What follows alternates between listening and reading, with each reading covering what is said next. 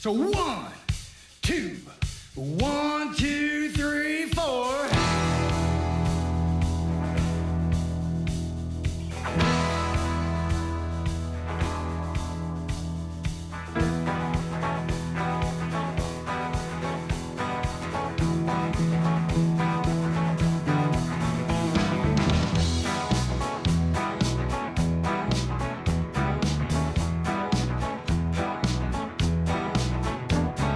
Well, I can't help it, baby.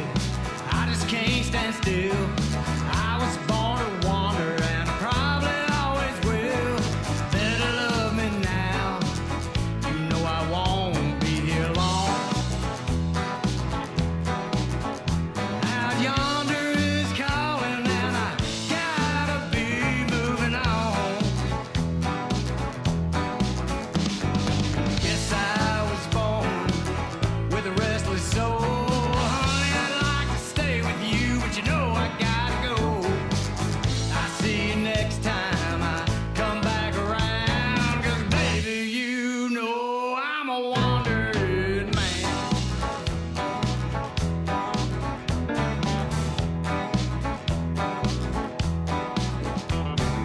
Don't know where I'm headed, but I ain't lost my way. Ain't worried about tomorrow, busy living for today. Don't worry about me, baby. Don't let it get you down. If the world keeps turning, honey, I'll be right back around. Guess I was born with a restless soul. Honey, I'd like to stay with you, but you know I gotta go.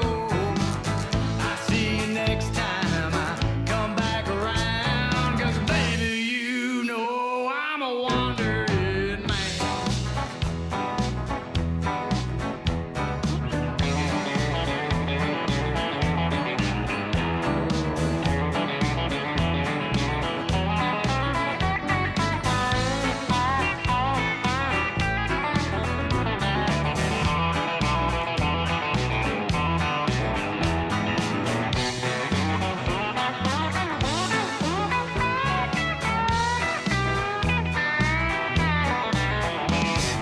Guess I was born with a restless soul. Honey, I'd like to stay with you, but you know I gotta go. I'll see you next time I come back around. 'Cause baby, you know I'm a wandering man. 'Cause baby, you know I'm a wandering man. 'Cause baby, you know I'm a wandering man. Yes, I am.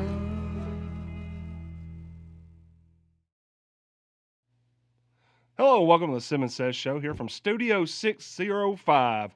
It is Jeff Simmons here with Jakoby Odineal and Coach Randall Jennings from Ground Zero Wrestling. We're going to get right into the conversation, but before we do, I want to let you know a little bit about our presenting sponsor. That is Mud Bums Family Sports Grill, 507-2867. If you want to watch the World Cup tonight, go ahead and make sure that you're going to go watch it at Mud Bums. They'll be having a watch party tonight. Last night was a pretty crazy one. Had England and Mexico over there. There was a ton of people there. So if you're a soccer fan or if you're just a fan of good food, head over to Mud Bums 507-2867 and eat lunch with them, get food with them, or just watch some World Cup and have a good time.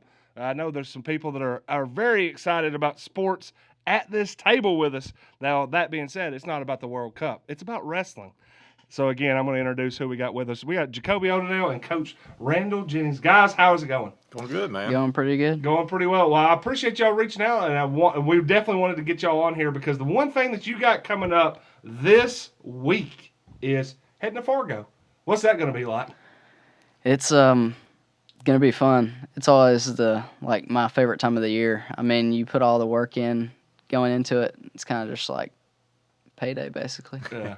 Coach, you said that y'all are taking 4 kids up to sir. Fargo this week. What's it like, as Jakoby just talked about, this build up that y'all have to go through throughout the year? First, how do you even get to be able to go to Fargo? I'm assuming this isn't something that you just go, I'm just going to sign up for it and just No, sir. gets the best. Yeah, so there's a couple different ways you can qualify. You can place top 4 in the Tennessee Freestyle Greco State Tournament. You place top 4 there, you earn a bid.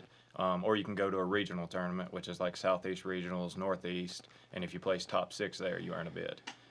So, it's the best wrestlers in the country from every state going to compete for a title. I think I looked at the numbers the other day, over 5,500 wrestlers this year. Good gracious. Looking to break the record again for the biggest Fargo ever. So it's really just trying to get these athletes to stay in shape, stay on their weight and everything, and then just peaking at the right time. We train and compete all year long, so trying to teeter them back at certain times, turn them up at certain times, just to have them ready at the right time. Yeah. So 5,500 athletes in Fargo. What's this officially called? The U.S. Marine Corps Junior Nationals. Goodness gracious. And of those, at least 4 of them will be from here. Yes, Warren sir. County, Coffee County, Tullahoma, and Rockville, I Yes, believe, sir. Yes, were sir. the 4 that you were telling me about. So, Jakoby, when did you kind of set your sights on this one? Because I know you went last year. So was it another one of, I'm going to go back and I'm going to do a little bit better? I mean, have you been thinking about it for a long time, I'm assuming? Yeah, definitely. I've been thinking about it ever since last year, coming up a match short. I know that I wasn't going to come back again next year and do that. I mean, I know this year I'm definitely going to be walking away with a stop sign. And so explain the stop sign. I've heard it a couple of different times, and I let it gloss over the first time, but the second, now that you've said it again, I'm like, okay, so where are we going to put this stop sign, and what does it signify? So basically, at Fargo, the top 8, instead of getting medals, you get it's like a stop sign carved out of wood, and in the middle it says your weight class and what place you got and stuff, and it's. Does it get bigger? Is it bigger the higher you finish? Yeah, if you get first, it's like a full size stop It's sign. probably It's yeah. Out of wood and everything like Yes, that? sir. Yeah, Yes, that sir. sounds like a workout just to carry that bad It would boy out be. of there. But that's Yeah. not. So you're going to be wrestling Greco this week? Yes, sir. All right. So explain to us a little bit of the difference about what that is compared to, say, if we saw you out at Warren County and you're qualifying for the state and going and getting a medal there. What's the difference between what you're doing then and the Greco that you'll be wrestling this week in Fargo? So with in-school season and folk style is you can grab the legs and stuff, and on the mat it's different, holding people down and stuff. With Greco, it's just upper body attacks, and you can't use your legs or it'll be leg fouls and stuff. And on the mat it's different. You only got 10, 15 seconds, and you can't grab the legs or anything, and then you just go back up to your feet. Interesting. Okay, so this is something I think we talked about around this same time last year we were going to Fargo. Is if it's all upper body, then it means that you got to be as strong as possible. How's the shoulder doing? Because I know last year at this time it might have still been a little bit of an issue, but how are you feeling now? I'm feeling pretty good now. Yeah. I'm feeling pretty healthy Yeah, going into it. There could be your opponents could be listening right now, so they're trying to get the scout or anything. His shoulder's fine, just so y'all That's know. right. Y'all are in trouble. All right, Coach. Well, let me ask you. You've been doing this Ground Zero wrestling. Well, first explain to us what Zero wrestling is and where it started. Where was Ground Zero? So it was in my garage for the longest time. It started with just a couple kids who wanted to dive into the sport and really get better. We saw once I started coaching at Coffee County High School a couple years, we kind of realized real quick, hey, the rest of the state's got a big jump on us. So what can we do to fill that gap? So we just started working out with kids who were dedicated in the garage and everything, and then over the last 5 or 6 years, it's just ballooned. Here in the last 2 years, we've got a dedicated warehouse that we work out in and everything. We've got 50 kids in our kids club. Our kids club runs 4 years old up through 8th grade, Wow. and that's kind of like an AAU basketball season. And then these high school guys, we've got kids that come from Murfreesboro, Cookeville, McMinnville, Tullahoma, Coffee County, just to get extra supplemental training. So they go to their high school, they do their practice and everything, and then once they're done there, they drive down to us and get some more 2 hours more work. So Yes, sir. It never stops. It So doesn't, what inspired you to open up the garage and do it? I mean, what's your background into the sport? So I wrestled 4 years at Coffee County. They started the program there when I was a freshman. So I was the first year, 4-year letterman there. Wrestled there for 4 years. Thought I was a lot better than I was, and kind of got my eyes open once I went to college. Like, hey, there's people a lot better than you out there. Yeah. So I just kind of put my head down and kept working. I started coaching when I was 19, still in college. And I really think that's what just kind of opened the door. And I just decided, like, hey, I know what this sport has done for me. I wouldn't be who I am or where I am without it. So just trying to share that with as many of these kids as I can, and just help them out any way I can. It's not just about what we do on the mat, but off the mat. And, all these kids are mine too. So yeah, well, I know, Jakoby, you've been such a great ambassador for the sport in Warren County. But what was it like going to Ground Zero? Do you remember kind of the first day you walked in and was like, hey, I don't know, what is this thing, and how have you grown with Ground Zero?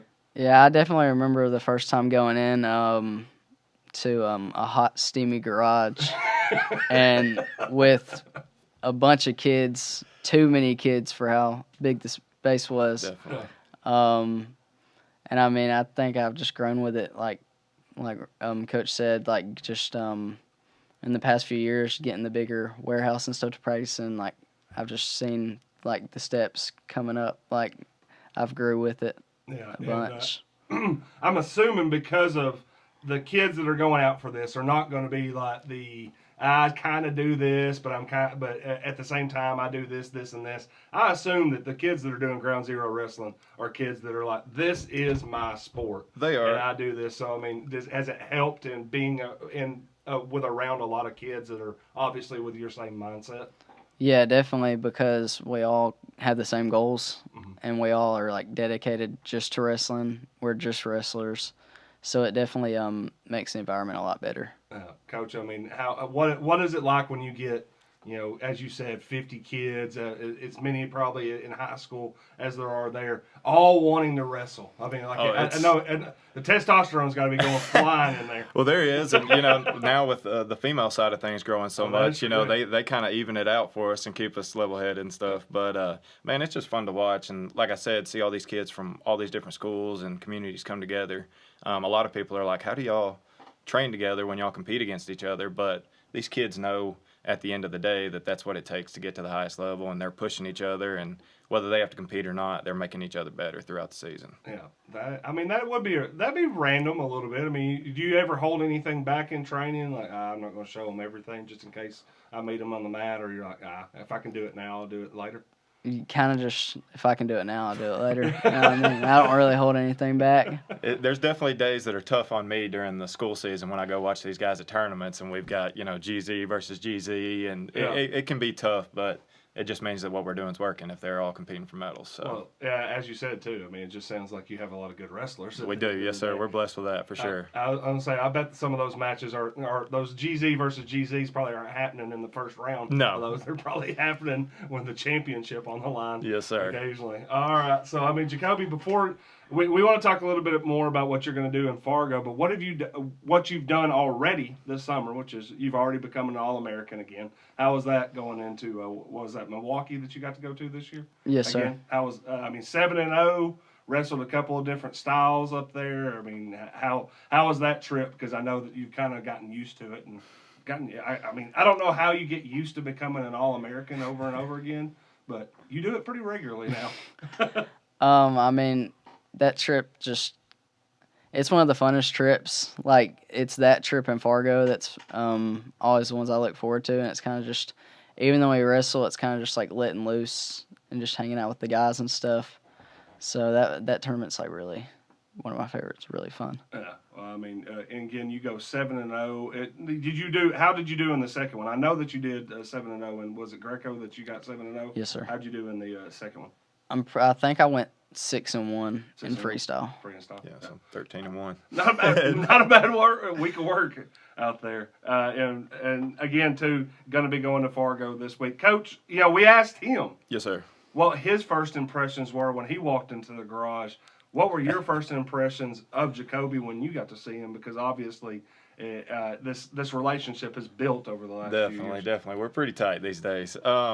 as small as he is to most people, he is ginormous compared to what he is when I first met him. You know, he was probably 85 pounds, soaking wet. And that first summer was rough, wasn't it, Jakoby? Yeah, Very. You know, when we compete in the summer, we're traveling all over the country. We're chasing those big tournaments, and we talk about it a lot, chasing losses. Just trying to figure out where our holes are and things like that. And that first summer was rough for Jakoby. But I knew right off the bat, like with his attitude and his gumption, like he just puts his head down and works. And we've talked endlessly about that first summer kind of setting the foundation for all that's happening now. He just kept digging, kept working, kept coming back. I think almost every kid he wrestled that first year, when you're in those smaller weight classes, you don't see as many kids, but the kids you see are good. So almost every kid he wrestled that summer was ranked or an All-American or something like that. So we knew with the matches he was putting in that good things were coming, and now it's all starting to pay off, and it's fun to watch that process. Have you started seeing those kids again now as you've gotten older? And I've saw the few of the kids I wrestled like the first summer.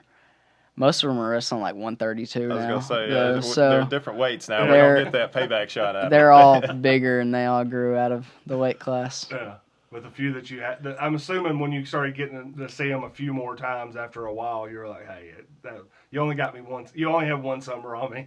I caught up. Yeah. And I wish I could wrestle them again. It's always fun when we see those kids. Like, those are the kids we see now winning national titles and things like that. So, you know. That's wild. Yes, sir. Yeah. Well, I got to ask, you just said chasing losses about that. This is something that I think's fascinating. We had a coach on last week, talked about comfortable being uncomfortable. I think chasing losses sounds like something that kind of fits into that same spectrum.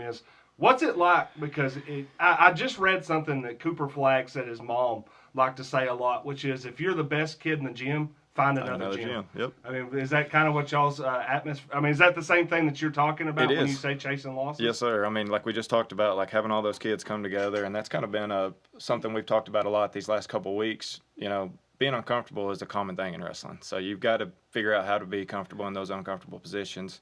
But for us, like we talked about with these high school kids, a lot of them will go through their Tennessee season and not really be challenged too much.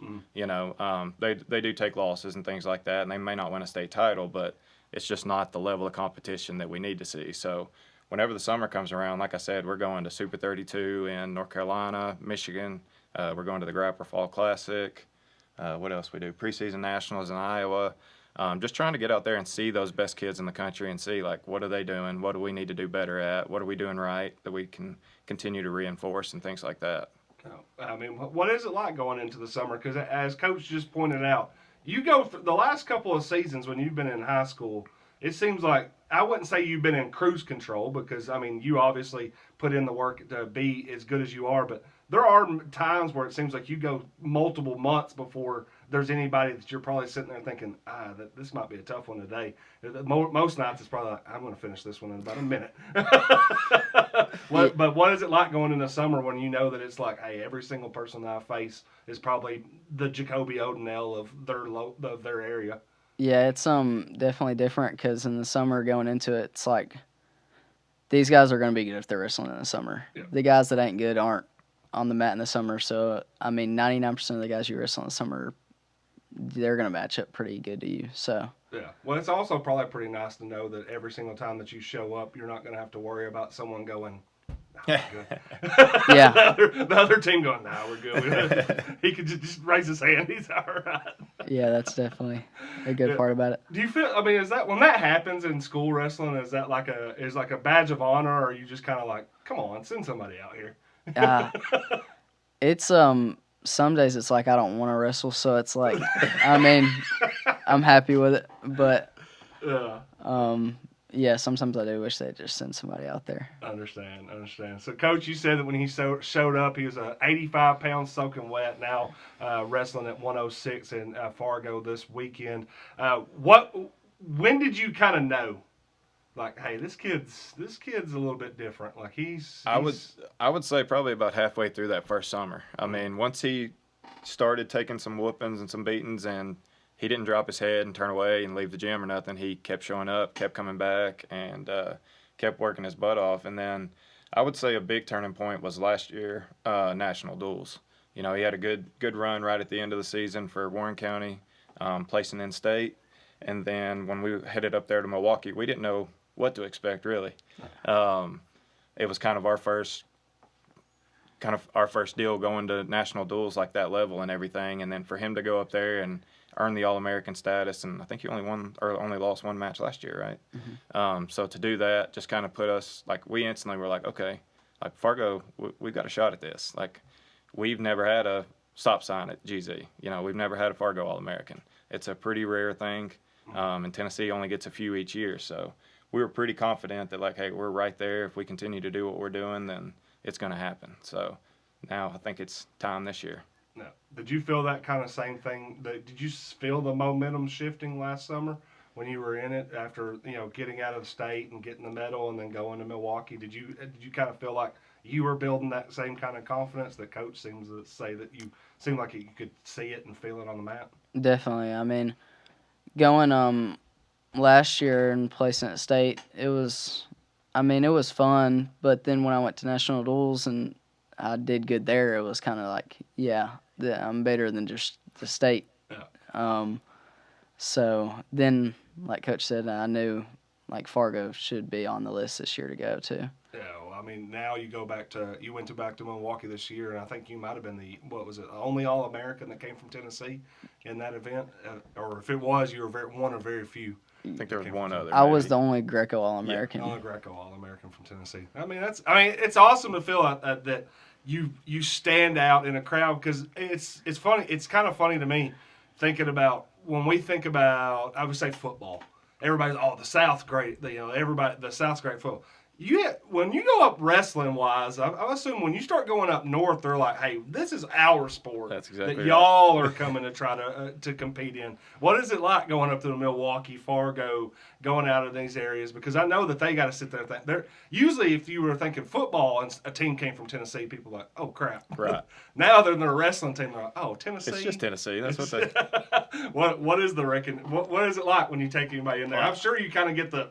Yeah, I was just talking to Connor about it before. Just like I literally said almost exactly what you said. Like when you go up there, that's their football. You know, that every kid wrestles. When you go to the coffee shops, that's what they're talking about.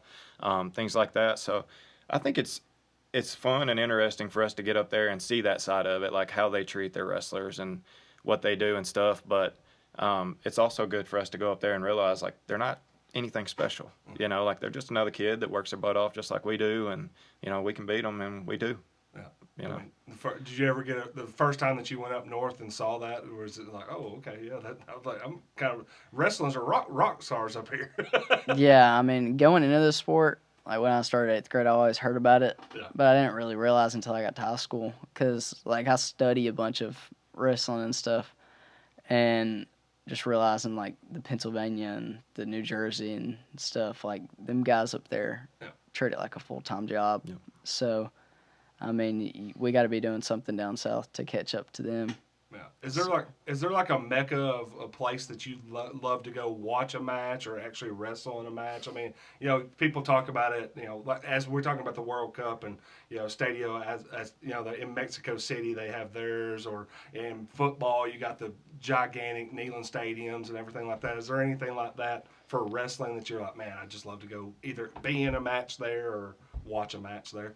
I'd really like to go watch like a Penn State or an Iowa duel, because like Penn State recently has gotten a lot better than Iowa, but like the atmosphere at Iowa is like really insane, and they take like their wrestling very serious up there. So yeah, Coach, anything? I'd say Carver Arena at Iowa is probably one of the biggest, and then Gallagher-Iba down at Oklahoma State. Okay. That's one that'd be the one for me. I'm a big OK State fan, so I'd like to get down there and check that out. Oh, you're going to see the Cowboys go Yes, after sir. it over there. All right. Well, again, too, talking a little bit about what you have in this summer, what you're going up against. Obviously, there's guys that are talented. But, Coach, I'm going to ask you this one. There's a lot of talented kids around here. What's the difference between a talented kid and ultimately a championship kid? What does it take to hit that next level? I think you just got to keep coming back. Keep showing up. We talk a lot about, some days when you walk in the gym, you only got 60%. Well, when you walk in that gym, I want that 60%. When you show up, just giving it all you got, dedicating yourself to the craft. We talk a lot about it's not just what happens in our room. You're only in our room 2-3 hours a day, maybe if we're lucky. It's what are you doing outside of that room as far as recovery, taking care of your body, being a good person, and things like that. But just dedication to the sport, having confidence in your coach, I think makes a big difference. Being able to wholeheartedly put your sports career in their hands in a sense, and then just having a good backing, I think makes a big difference. Having somebody that's willing to be there with you, support you through it all, ups and downs, and I think we've got plenty of kids around here that can be champions, just like Iowa or Pennsylvania or anything like that. It's just we got to continue to build that atmosphere for them. Jakoby, coach is talking about that. I mean, obviously, those 2 to 3 hours that y'all are together in the gym, that y'all kind of know that that's business as usual. The 21 hours outside of it, what's it like a day in the life for you, especially right now as you get ready for Fargo? That I think that, I mean, as we were talking about before the show, I'm assuming everything's weighted, measured, and you have very specific things that you have to accomplish on a day-by-day basis. Definitely.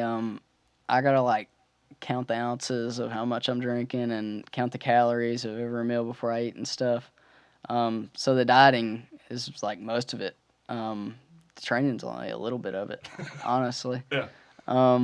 But I mean, I know it's all gonna work out because, like Coach was saying, just putting faith in coaching and stuff, and just doing all the right things. So. Yeah, I'm assuming that you probably have to stay on a pretty good sleep schedule as well, or is it kind of frantic right now? It's kind of frantic right now because half the nights I go to sleep a little hungry. So I mean, so sometimes it's kind of hard to go to sleep. Sometimes this boy knows what he can float off at night, depending on how many hours he sleeps and everything. So he's got it down to a science. He knows. What does that mean?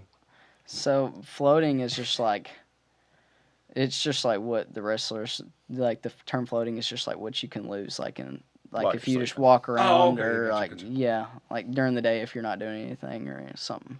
Yeah. How do I figure out how to do that whole losing weight while sleeping thing, Conrad? We gotta work on this. Go to Ground Zero and get trained. Next. I told him that sounds really tough. I want to do what's the easier option? Eat less, probably. I figure you'll sweat it out doing the back it up challenge with Terry. That it could be that, yeah. I was just gonna say, we talk about losing weight. It's the heat and the environment these last 2 weeks has been rough out there, GZ. So we've been getting the weight off for sure. Yeah, just that idea of always the meticulous ways in which you have to go about A, training, but B, dieting. I think is that, as Jakoby just said, is that almost like y'all become nutritionists? Y'all become dietitians? Maybe not the most by the book. By the book, yeah. We're not going to apply that one to everybody. You won't be like, hey, listen, this is exactly how you could go about life. But yes, sir. Y'all know how to do it for for the sport that you're trying to accomplish. Exactly, and there is times where Jakoby may cut different than Will that's going or Nealon that's going. They all have their kind of process, and some of them like to water load, some of them like to diet more. So it's just kind of figuring out what they can handle, and the big thing is cutting's only half the battle. I could get anybody down to a weight, but how are they going to perform the next day once it's time to compete? So getting them down in a good, healthy way, not killing their energy, and then trying to slowly put that weight back on them before it's competition time. So it's a tough full-time job that these kids do, and it's underappreciated by a lot of people. We were talking about it before, and just the numbers that we were throwing out were absolutely incredible. Because as I was pointing out to Jakoby, I was like, if you start losing a certain amount of weight, you start losing 8, 10, 12% of your entire body weight. Yes, sir. Which I know when people think about 5 or 7 pounds, they're like, oh, you could do somebody like me losing 5 or 7 pounds is just whether or not I exercised twice in a week. For Jakoby, it's like, hey, that's 10% of his entire weight. It's a good chunk right there. That's a little bit. That's a huge change there. I mean, what is it like? I mean, as you do all this, and I know you're gonna have a tough week trying to make sure that you get everything ready to go for that Saturday weigh-in. But what's it like the moment that scale says you're good? Like what happens right after you get off the scale? Right after, I always have like 2 pounds of like electrolytes or whatever. I just chug it right after I get off the scale. And normally my stomach kind of hurts, and then I give it 15, 20 minutes. I start to feel better, and then I do it again, and then it hurts again, and I just keep repeating that just all night. So it's just all hydration after It's just that? all hydration. Wow, yeah. And then is there a go-to food that you like to go that you like? All right, once I'm done competing and I know I don't have to make weight for a little while, I need this. So if I'm competing the next day or something, like I like carbs. I like to carb up or whatever. But if I'm done competing, then just anything really unhealthy. Coach, y'all just take them out to eat somewhere. It's like the first drive-through you can get to. Yeah, usually, like he said, like after a weigh-in, we're pretty regular about our spaghetti. We like spaghetti's good, carb load meal and things like that. But yeah, once it's done, it's whatever these guys want. Once they're done competing and stuff, I'm not too strict on them. They've put in the work and things, so wherever they want to go, I'm just their chauffeur at that point. Well, let's talk. Okay, so let's talk Fargo. Saturday's the weigh-in. When do you start wrestling? Monday will be his weigh-in. Monday will be my weigh-in. No, Yeah. my apologies. Yeah. I'll wrestle. So I weigh in Monday at 5 p.m. and then I'll wrestle the next day. Tuesday at 8 a.m. So I'll have roughly 15 hours off the scale to nice. get back Yeah. to So that kind of normal. That's a big change from high school weigh-ins. It's a 2-hour weigh-in. Yeah. So a lot different weight cutting procedure going into these big Fargo type tournaments. So Yeah. And who all will be? How many? You said you have 4. Yes, sir. When does the wrestling all start? So freestyle, like Jakoby said, he's skipping out. He's focusing on Greco this year. Freestyle, we will start. We have weigh-ins on Thursday at 5 p.m. and then wrestling will start Friday. Okay. And we'll wrestle Friday, Saturday, Sunday for freestyle. The other 3: Will Barlow from Coffee County, Neelan Dalton from Tullahoma, and Clayton Henderson from Rockville. They'll all start up on Friday, roll through freestyle. Then we'll switch gears, weigh in again for Greco, and do it all again. There's more Barlows in Coffee County. There is. We got another one coming up right now. Yes, sir. He's only a sophomore this year, so. Well, and then you weigh in on Monday, start on Tuesday. What's the brackets like? What's everything looking like? I mean, what are you gonna have to do to come back with a stop sign? I think really just trusting coaching and training because on paper I got a pretty good shot at All-American. I'm one of the better guys on the wrestler list for the weight. So really just having faith and Gotcha. I've already put in all the work, so now it's just time to go do it. Is it bracket style or is it just straight through? Yes, sir. Bracket? It'll be bracket, and they'll wrestle a certain set number of rounds each day to kind of pace it out. Jakoby, that's what we were talking about before. He's probably going to be in a 64, maybe a 132 man bracket, depending on how many kids end up. Those lower weights are a little bit smaller. Some of those kids, like Barlow and Neelan, they'll probably have 256 man brackets. Yeah. So yes, sir. So it's one of those things where we always talk about. They have a thing they call the Iron Man. Yeah. Usually a guy who loses that first match and then rolls off 9 straight to get back into it. So if you take a loss early in this one, you've got to really dig and work your way back into it. But even if you win every match and make the finals, you're talking 7-8 matches over a 2 or 3 day span. Yeah, I was going to say it sounds like at very least it sounds like you need 7 wins to get to that final. And if you roll off 7 in a row. Might be in the final. Be all right. Carrying back that 60-pound stop sign. We'd be all right with being on the big stage. Yeah. As you just said, I'm assuming you've got a pretty good idea of all the people that have been there. You just probably saw a few of them in Milwaukee. What's the scouting like for something like this? Do you have a good idea? Do you have websites y'all go to, different, Flow, anything like that, that you can go back and watch matches? Just go to Flow. We were just talking actually before this. I've scouted a bunch of the guys already on the wrestler list, just studying styles and stuff. So if I do draw them, I can just know what they do and how to counter it and stuff. Yeah. So you taking mental notes? You taking actual physical notes? What's the kind? Because we talk about you're talking about scouting in the same way that any other coach of any Yes, sir. other sport would be talking about. I mean, normally it's just mental. I can just remember most of like the really good tough guys or whatever, Yeah. and remember what they want to do or whatever. So going into that and going in from the coaching aspect, he's Yes, sir. talked a lot about trusting my coaches in these situations. You get into a Greco match Yes, sir. next Tuesday. What are the instructions you're trying to give him? I mean, is it technique at that point? Is it angles, or is it just trying to build just keep the confidence up? Yeah, so the fun thing about freestyle and Greco is we get they'll wrestle a 3-minute period and then we get a 30-second break, and they get to come to me and talk to me during that 30-second break. So, before the match, it's just do your thing. You're here for a reason. You've earned this. You deserve this. So just go out there and do your thing. And then on that 30-second break, there may be some adjustments that we talk about real quick, but as far as the scouting side and things like that go, we really try to focus on what we do good at and not worry so much about what they're going to do. We've got to be aware of it to a certain point, but at the end of the day, we're going to wrestle our match either way. Yeah.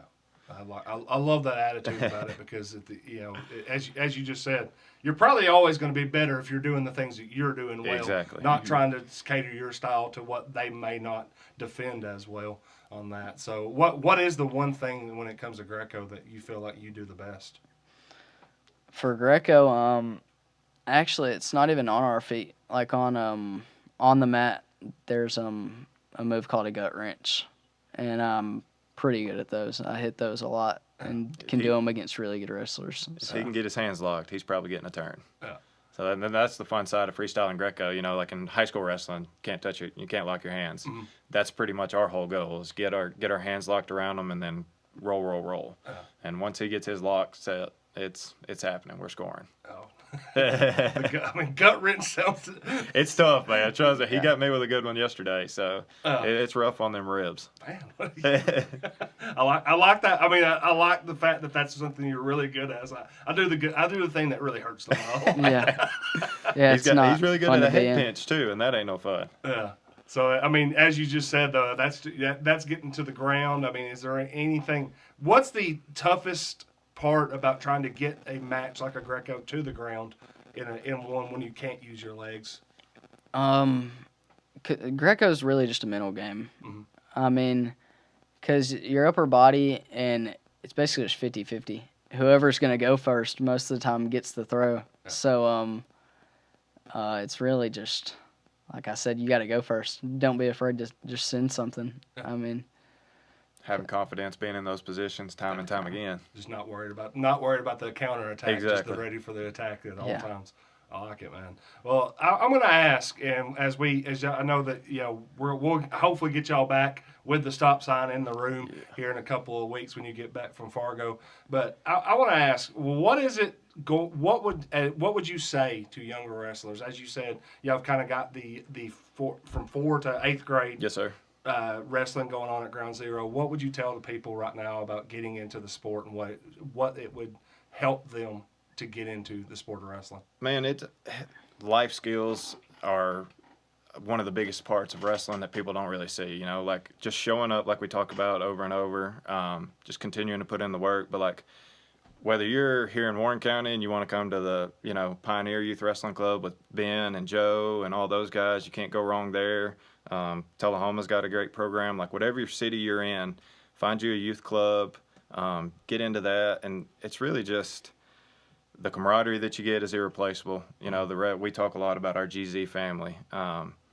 That's just irreplaceable. And then just like I said, the life skills that you're learning through wrestling, just continuing to show up. Sometimes people don't care if it's hard or it sucks a little bit. You just got to work through it. I just think if you can get them started young, don't put too much pressure on them. Yeah. That's the biggest thing. Like we're really laid back with our kids club. I've seen too many people get in there and go crazy on them, run them off. We try to keep it fun and light at a young age. When they start getting into middle school, if they're serious about it, then we can start churning those gears and kind of doing the summer wrestling and getting ready for the next level. Yeah. Jakoby, for a kid that comes into there, they got him in the room. He's ready to go. But maybe it's not going as well when they first get started. What would be the advice that you would give them to make sure that they stuck with it? I mean, I would give them the advice. I mean, I could really relate to them. I mean, like, my stuff didn't start off the best. And I could just use myself as a prime example. I mean, you keep showing up and you don't give up and you just stay positive and keep a positive and healthy mindset. I mean, you're going to get better, and the results are going to show that you get better and that you work hard, and that you don't skip the days and you just show up every day. Yeah, man, you're teaching.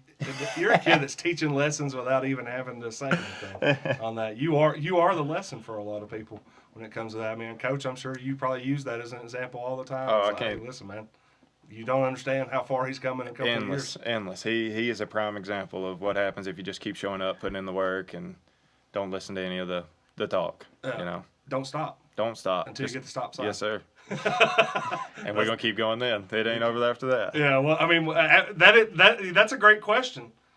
You go to Fargo, you get everything you want. What's next? Because I don't feel like you're coming back and be like, all right, well, time to sit and eat Cheetos. I'm done.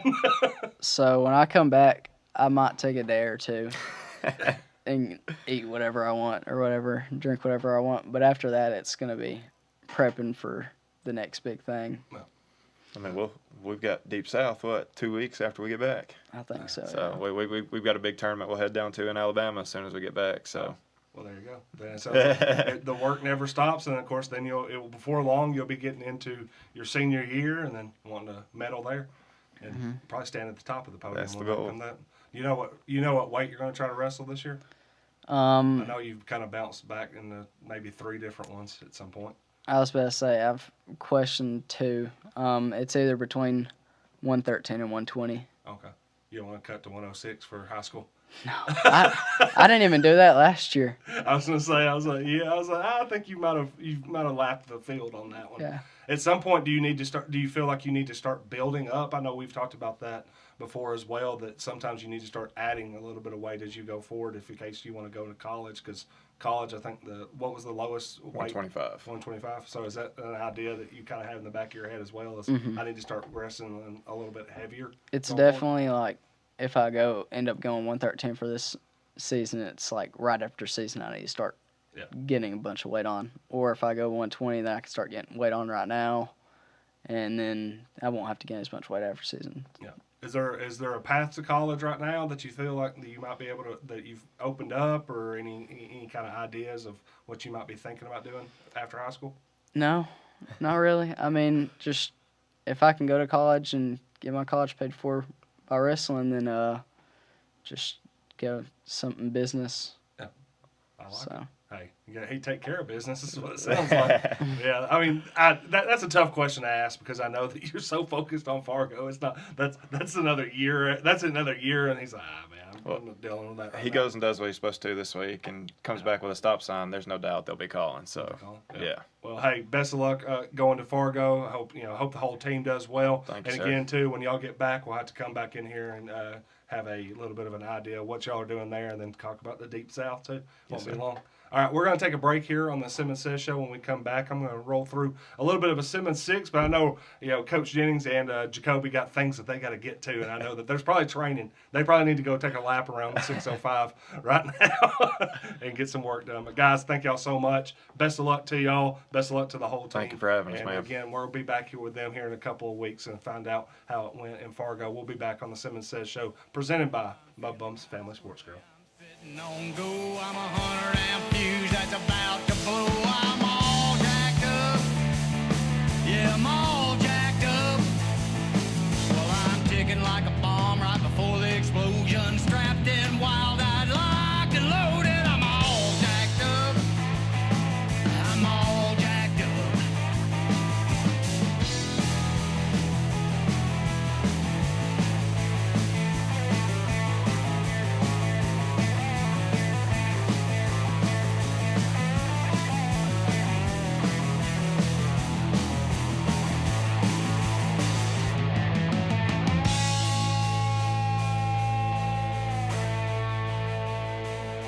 I got no blood left, replaced with vibration. Gonna rearrange your alphabet. I'll explain it later, 'cause I'm all jacked up. Yeah, I'm all jacked up. Well, I can see right through time and space, immortal on this 100,000 gigawatt roller coaster. I'm all jacked up. Yeah, I'm all jacked up.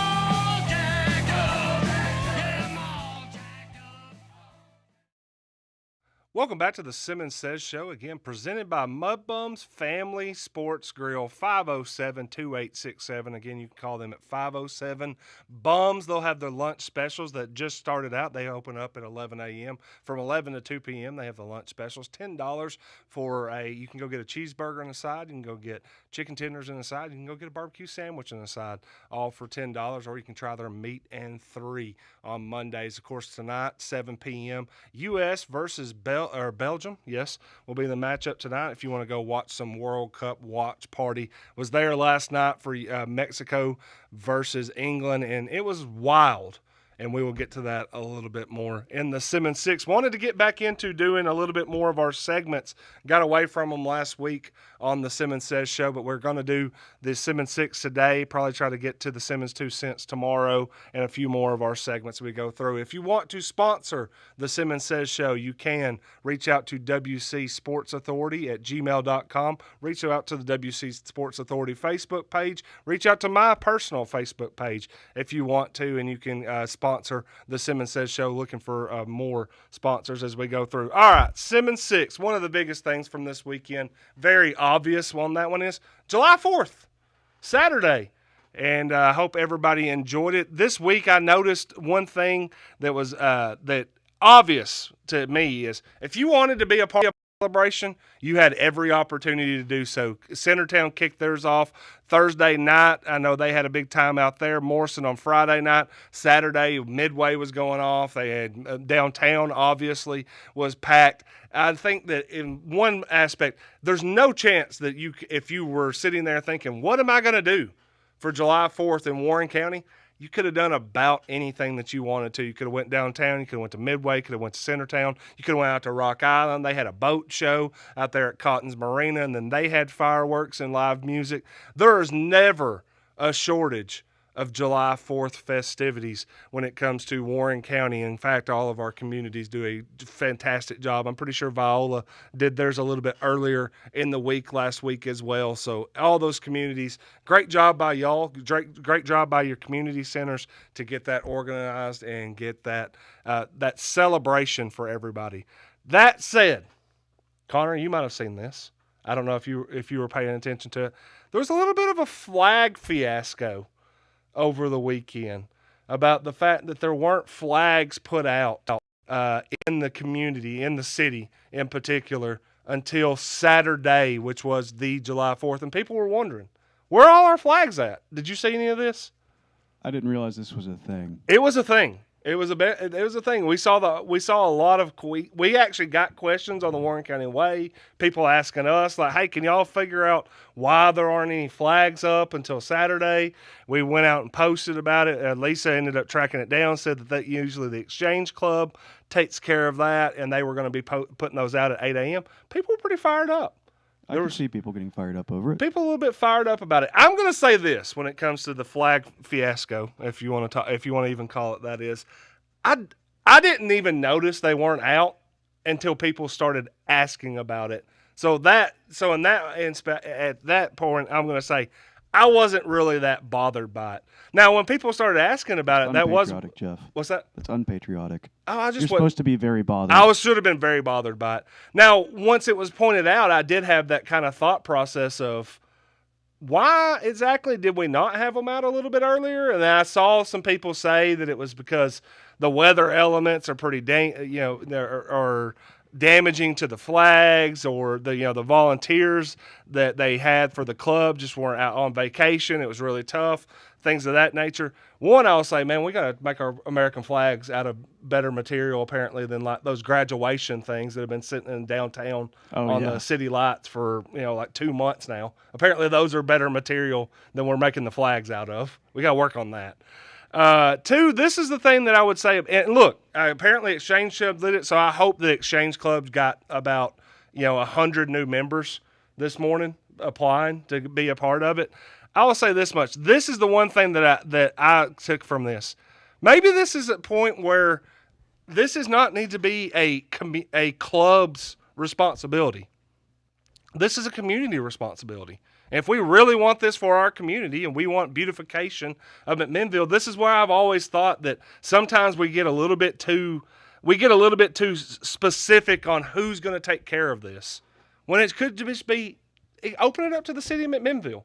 I know that you have to have somebody spearheading this idea, but I don't feel like you have to go pay your dues to help put out flags in McMinnville. I don't feel like I want to have to be. I want to go be in a club that does that. I'm like, if I want to just go help, or if there's people out there that want to go help, I think that's the thing that me is like they shouldn't have to join a club to help. Just let them help. And I'm sure they probably would. We got to be able to get the information out there and get that out there quicker, because I saw people arguing about it. And again, hopefully if you're that angry about it, then you've went out and tried to do something about it today, and went out and joined the club, or went out and called your city alderman and asked what y'all have to do about this. But I will say that I feel like this is, if we want this to be for the community and our city to be beautiful and look great about this, then open it up to everybody that is in the city and the county to do it. It doesn't need to be. If you want to go put flags out in 105-degree heat, go do it. Go do it. Be more power to you. Instead of being in the air conditioning on your phone typing away on Facebook. Exactly. On that. I think there's a lot of people out there that are more than willing to go and help. Yeah. Just let them know when they can. And like I said, I just don't understand why that would become the Exchange Club has to do that, or the Rotary Club does this, or the city of McMinnville does this. I'm like, if this is for McMinnville and everybody in McMinnville is as patriotic and wants this to happen as possible, just set aside a day. Set aside, hey, on July 1st every year, we're going to meet at certain place, business A or location B, and anybody in McMinnville that wants to come help with this is more than willing to come over, is more than welcome to come over. We don't need dues. We don't need anything like that. You come over, and we'll get all this done. And if no one shows up, then we'll know that McMinnville doesn't want this anymore. Yeah. Yeah. That McMinnville just doesn't want it. But at the end of the day, that was the thing that I have with that is I had no problem. I mean, like, again, I never even noticed they weren't up. Now, when they weren't up, I was kind of like, yeah, you would have thought of all the years, if you were going to overdo patriotism, this would have been the year to do it. Semi-quincentennial? Yeah. Yeah. The semi-quincentennial. It'd been, Semi-quincentennial. Yeah, I mean, that was the time to do it. America 250 time. And then, so I understand why people are fired up about it. That being said, I'm going to ask those same people, what are you going to do about it? Yeah. Are you just simply going to complain about it, or are you going to go and help? I think that there are the people that I did see complaining about it want to help. Now they want to know how to help. And my opinion would be, this is just something that in a lot of aspects is, I don't know. I mean, I think that some of this is bleeding into the fact that I get a little bit irritated by the idea of like, well, these clubs do it. Well, like the clubs of 40 people? Yeah. There's 40,000 people that live in Warren County. There's not a single club in Warren County that should be super responsible for anything that happens in Warren County, because you're not representative of Warren County, with less than 1% of the entire population of Warren County involved in it. I've heard that they're trying to make up for the flag fiasco. Oh yeah. So, in order for 251 year anniversary, we're going to do the most patriotic thing possible. What's that? Rough and rowdy fight in front of City Hall. Hey, there you go. I like this. This. That's the new form of patriotism. The tough man. We're going to bring back the tough man contest. Jackie Matheny Junior Junior's going to have to do it now. Yeah, Junior's going to have to come out. Senior retired, but we're going to bring back the tough man on City Hall. Yeah. I love it. I love that. We're going to use the same crane that Raven used to block Main Street down for her pictures. That was the one thing that I noted from seeing people talk about it was exactly that. I just don't think that this should not be a club responsibility. Mm-hmm. Because I think figured it would have been like Parks and Rec and doing. Yeah, you would have thought. I would have thought so too. I mean, as someone pointed out in our comment section, and I thought it was an apt point, was like, we have Christmas decorations up for months.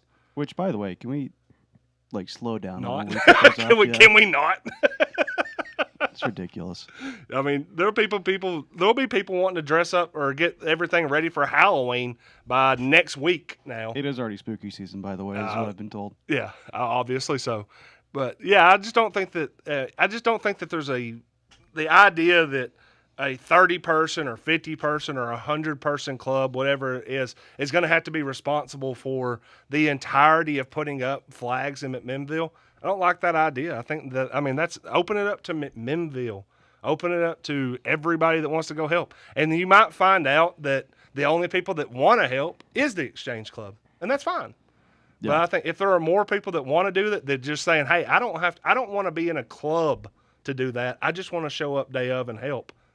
I mean, By all you could, means. honestly, you could reach out to the Exchange Club I'm and sure just they be could. like, hey, I want to make sure this gets done. I want to make sure Can I this gets done. I'm not trying to join your club. I don't want to be a part of it. All I want to do is be a I part don't of need the putting it out credit there. for it. I just want to help. That to me is the case in point of the entire argument.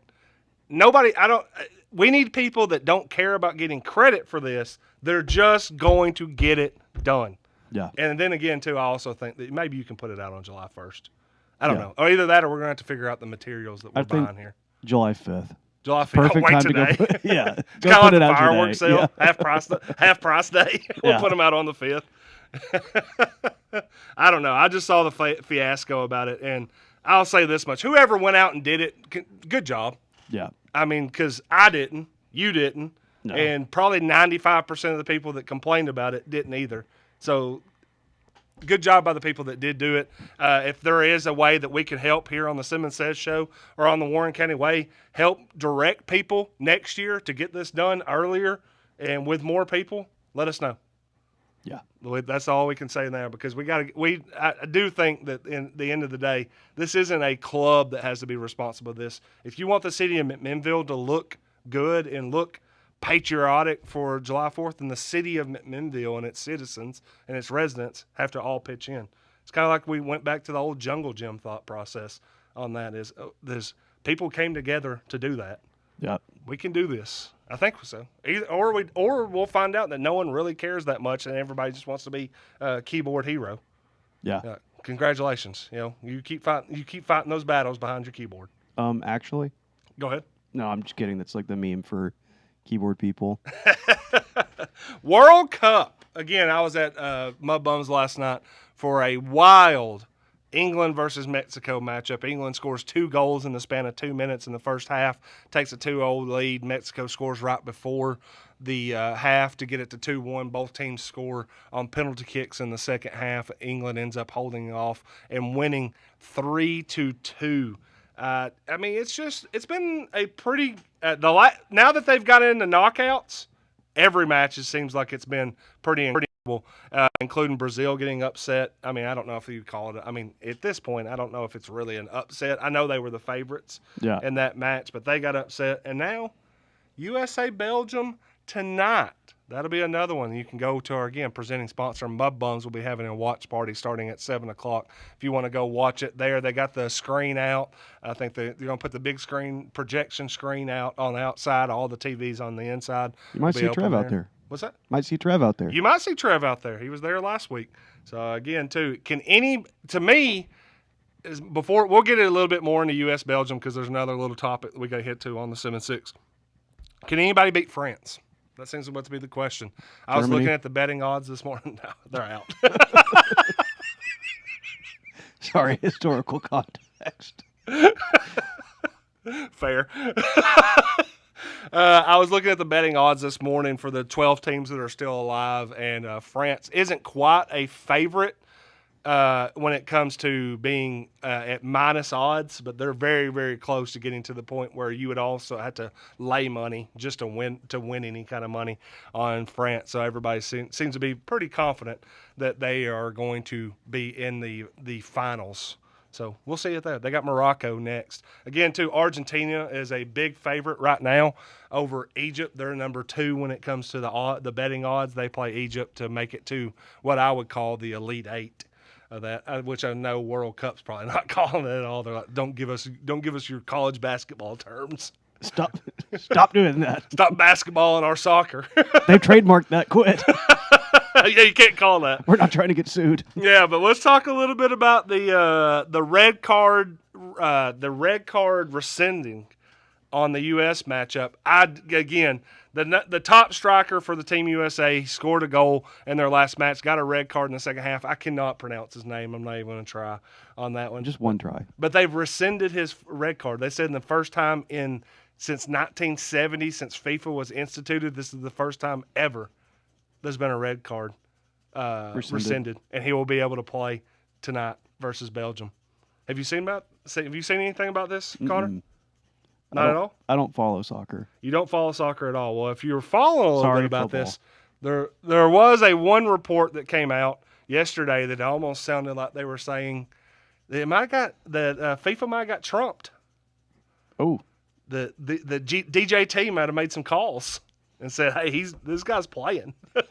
if that's the actual case, honestly, that's really funny. There was a report that came out. I think presidential interference. that on Clay the field. Travis, I think, came out with it and said that that Donald Trump had kind of got a legislative team together and they were going to sue in this situation. So I don't know all the legalities of it. I just know that his red card's been rescinded. He will play tonight. And there's some people that are mad, including Belgium. They're saying this has never in the history of our sport happened, and it happened this year while for a player on the United States while North America is the host. Yeah, it's good being home. I want to read more about that, Oh, please do. and I may have a list of jokes on Wednesday. Oh, you might on Wednesday night on that one. Yeah, man, I'm telling you, it's been very interesting to read a little bit about it. I'm gonna see if I can find real quick about this. So you don't think that DJT could pull that off? No, I 100% assume that he may be that petty as to make sure that red card got rescinded. Yeah. Also, when England versus Mexico at Mud Bumps, Yeah. please tell me he had a special of fried fish tacos, Yeah. and French fries and beer. Combine just all the elements. Clay Travis, 21 hours ago. Sources: President Trump, Commerce Secretary Howard Lutnick, and White House task force headed by Andrew Giuliani put together a team of elite lawyers from outside the government to challenge the Flo Balogun red card. Specifically, they challenged the use of slow motion instant replay to give the red card, which I argued violated FIFA rules. The president also conveyed to Giovanni Infantino, the FIFA president, that the appeal had been filed and he believed the red card penalty was excessive. FIFA's independent committee reviewed the decision and agreed the penalty was incorrect, given and rescinded it under the Rule 27 authority. So, and he said also additional name was super instrumental and involved in the U.S. efforts per sources, Scott Goodwin of Diameter Capital. So, again, that was Clay Travis reporting that has now been picked up by the New York Times as well. President Trump might have put together a team to make sure that our top player would be able to be available against Belgium tonight. At least FIFA's own independent review agency was like, okay, like it was. I will say this much. The red card was BS. It was a terrible call.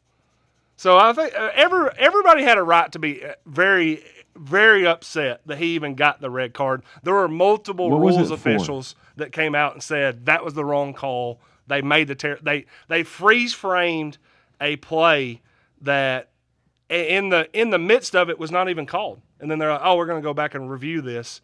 And decide that not only was there a foul there, it's a red card. And I was like, "Whoa, that's excessive." So it should have been just a yellow card. Yeah, it shouldn't have been anything. Oh, it shouldn't have been anything at all. I don't think it should have been anything. I thought it was incidental contact. What happened in the play that got the guy challenged they were going up for a ball. Guy challenged. Their guy was he came up behind him and he kind of flat tired him on the back of his ankle. And it wasn't like he did it purposely, like he was looking down and he's like, I'm going to smash this guy's ankle. He just stepped on his foot as he was trying to like land on it, and they freeze framed it. And when you freeze frame it, And all of a sudden, it looks like the dude is just stomping this guy's ankle, and you're like, oh, you can't do that. Yeah. But I'm like, yeah, you freeze frame anything, and it can look absolutely terrible. Yeah. I mean, So- you can freeze frame this show and see Jeff making horrible faces. You could take a couple. You could take a couple of different things that are said out of, and Oh, if yeah. you just clip without any context before or after or anything like that. Like I know you were sitting there behind it. I could feel you behind it when Coach Jennings said something about all these kids just coming into the garage. Oh, yeah. I could feel you behind me going, no, say that a different way. Phrasing. We have to work on phrasing. So, I mean, anytime you want to freeze frame or if you want to cut stuff, you can make it look as awful as possible. I do have a super cut of everyone on the show Yeah, saying horrible things out of context. I'm sure you do. It's on my personal computer. Yeah. If anybody wants it, it's $1,500. All right, let's run through these last couple Simmons 6 things. I want to let everybody know that Warren First and Warren County Joy, our friends with Warren First and Warren County Joy, will be putting together their very own debate this week.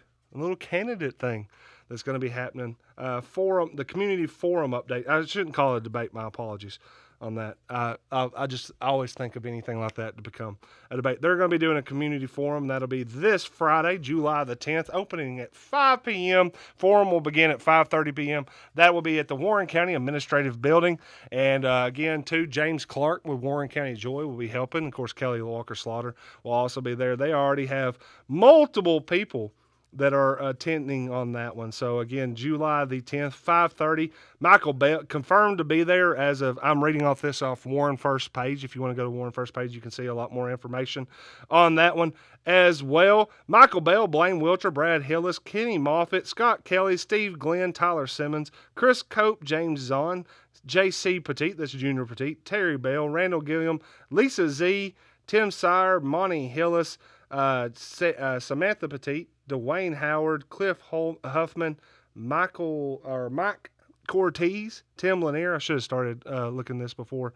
Victoria Broderick, Jacob Anders, Harold Rocky Jones, Tom Davis, Joyce Neal, Bo Ramsey, Jackie Matheny Jr., Marquita Bradshaw, Democratic Party. That's nice. Nikki Reynolds and Civil Miller Watkins are all confirmed that they will be there. Going to be a gigantic showing of people.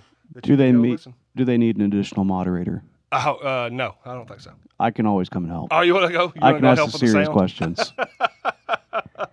Again, that will be Friday, July 10th, 5:30. I was going to ask, this is my last thing on the Simmons 6 this week. Are any of these races that we have locally heated or contested or even like piqued your interest? I think the DA race is obviously one that The DA race is probably going to be the most interesting race. Yeah. As far as it's anybody's ball. Yeah, you got Culver, you got Lisa Z, and you got Randall Gilliam. Sorry, my apologies, Randall. On that one, I think that one's the one that I continue to look at and think, yeah. I think I couldn't tell you right now who I think's going to win that. Yeah, I think in all the other races right now, I'm like, there's a probably pretty good heavy betting favorite on that. And I kind of think it's going to go chalk. But the DA race right now, I wouldn't even know where to handicap it if I was putting odds on it. I wouldn't either. I think Culver might be the slight favorite because he's He's currently acting. He's acting DA. DA. Of course, Lisa's been the DA, but I think Randall's got a very, very solid backing in the community. I'm very interested to see. It is funny. I go count the signs on my drive to work or just driving around. Yep. It's literally almost even. Yeah. I have it on my phone. Yeah. I'm very curious to see. I think that was the only one to me that I'm sitting there thinking this could be a very, very surprise. I mean, I don't know if I would call it surprising. I just think it's going to be a very close race. Right now. You know what'll help? Sheriff and county executive, maybe. I don't know. I mean, the next month. I don't. You know when we'll finally get our answer? What's that? Polling day. Yeah. When everybody votes. When everybody votes. Do you think we'll get the results that day too? I hope so. We will. And if you do want to increase your chances of winning, you know what you could always do? What's that? Go advertise with us. With the Warren County Way? With the Warren County Way. With the Warren County Way and with all, I don't know if that's going to help your chances, but you can advertise. You can advertise. I don't think it hurt them. I don't think it hurt him either. No, yeah, we can take commercial I'll breaks. always take a politician's money. You will always take a politician's money. Hey, listen, he just said it. Reach out to Connor Witten if you want to advertise. Just Venmo me personally. Yeah. I'll put it on the screen. All right, folks. Well, that's going to do it for today. We'll be back tomorrow, 10:30 a.m. with the Simmons Says Show. Again, we'll be live on Warren County Sports Authority. You can go back to the YouTube page and watch all these Simmons Says episodes. And again, too, we'll be going Monday, Tuesday, Thursday, and Friday, 10:30 to 11:30 on the Simmons Says Show. 5 o'clock on Wednesday for the Warren County Sports Authority. Should have Back It Up Terry tomorrow night, 5 p.m. from the Studio 605 as well. So again, too, a lot of programming you can watch on the Warren County Sports Authority on the Studio 605 side, and hope everybody's enjoying that. Go to Mud Bums, their presenting sponsor, 507-2867. That is 507 Bums. We will be back tomorrow.